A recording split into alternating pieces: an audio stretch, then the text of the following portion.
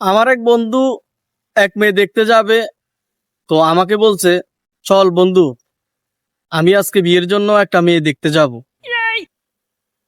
আমি আর মানা করলাম না, আমি ওর সাথে গেলাম। যাওয়ার পর ছেলেটা দেখলো, মেয়েটা ছেলেটাকে দেখলো। এক পর্যায়ে দুজনে বলতেছে, আমরা আলাদা রুমে কথা বলবো।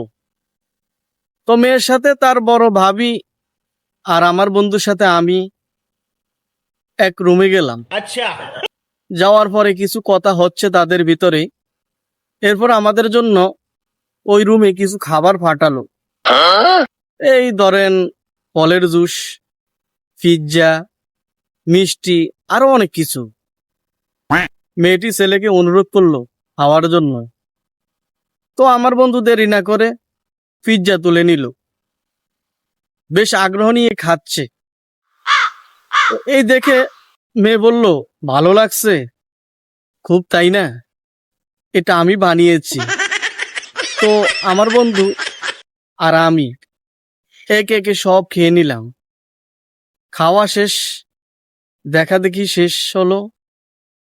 আমার বন্ধু আর আমি দ্রুত সেই বাড়ি থেকে চলে আসলাম। তো কিছুক্ষণ পর মেয়ে তার মাকে জিজ্ঞেস করলো, মা, পিৎজা কোথায় থেকে এনেছো?